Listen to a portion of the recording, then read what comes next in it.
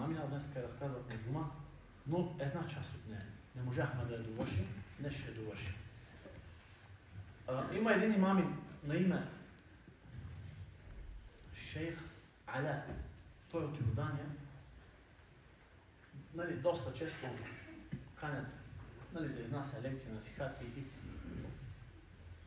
снима ги после по YouTube ги излъчват. Питат го един въпрос. Този шейх го питат един въпрос. Водещия казва: шейх, ти с много хора имаш допир. Знаем, много хора са, ти си станал себе да станат мусулмани.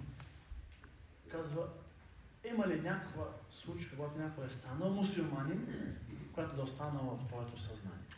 Той казва: има един случай, който наистина остана в моето съзнание. И казва: един ден аз отвънка към джамията отива и гледам някакъв младеж в Испания. Снима джамията, харесва му джамията и снима отвънка. Някаква дали хубава, красива джамия. Казва: този младеж ме помоли да влезне и да снима. Заговорихме се, дадах му, нали, почерпи, го и се заговорих. Каза: може ли да влезна да се снима вътре в джамията? Казва: аз съм позволих. Добрият характер, какво прави с човека? Дом в висините на джамията, далече от лъжата. Казва: влезнахме вътре в джамията и имаше част от джамата. Може би покрай намаза вече. И като видяха, че не е мусулманин, разбраха, дошъл да снима джамията. Казва: джамата започна да се карат с мен. Изгони го, какъв е този? Защо тук е дошъл да снима джамията? Той не е мусулманин, той е такъв, що си. Казва: стана спора в джамията. Казва: аз ги успях да ги окрутя. Аз ли съм имамина или вие? Те замълчаха. Обаче интересното е, че той човек, който отстрани гледа. Това е младеж.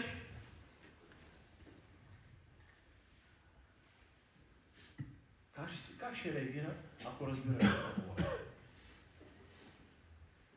Казва: какво се случва? Някакви викове, някакви красици.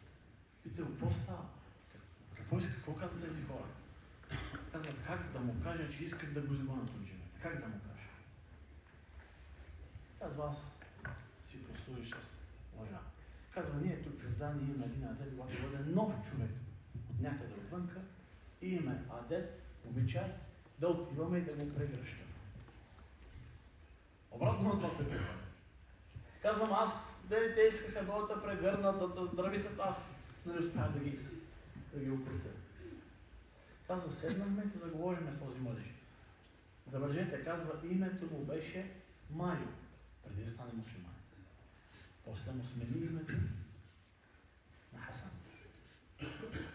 Това нещо трябва да говори днес на мусулмани. Всички хора, които влизат в ислама, се избират исламска вера. Всички. Днес при нас са малко по-различни.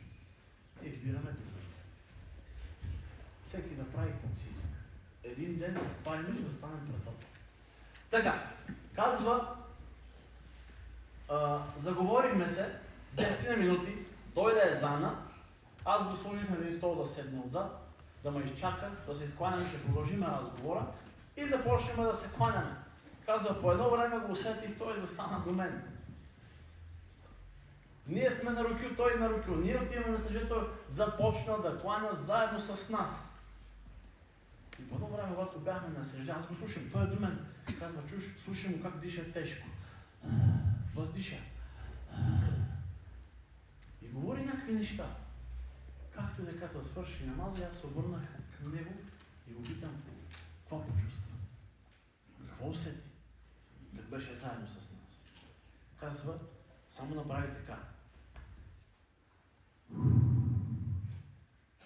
Една думичка каза, спокойствие. Ние има нещо, което няма как да го опишеме с думи. То се чувства. Това е намаза. Аллахи, най-лишеният човек, най-бедният човек е той, който не кланя намаз. Това е най-бедният на тая дума. С най-бедното сърце. Може да има каквото иска от думата. Няма по-лишен човек от него. Казва спокойствие. Добре, какво казва отдолу? Аз да чух нещо каза. Каза, когато бях надолу, аз почувствах в този момент, че трябва да благодаря на Създателя за кое? За зрението, което ми е дал. Субханалlah. Почувствах го това, когато бях долу при вас.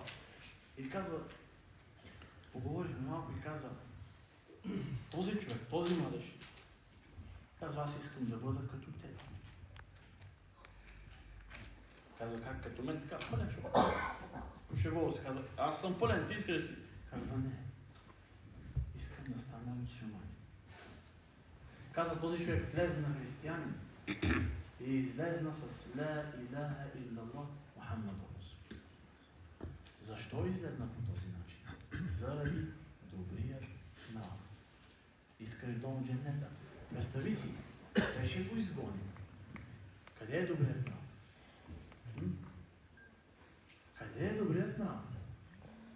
Този човек ще да бъде изгонен и ще знае, мусулманите ме изгониха от джамията за цял живот. Е, това е ислам.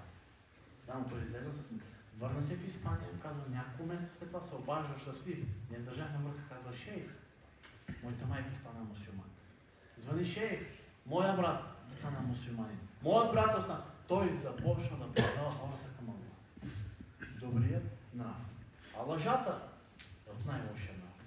На лицемерите, дволичниците и шейтана. Аллах да ни пази от такова нещо. Аллах да говори от вас. Аллах да ни събира иншалла с добро.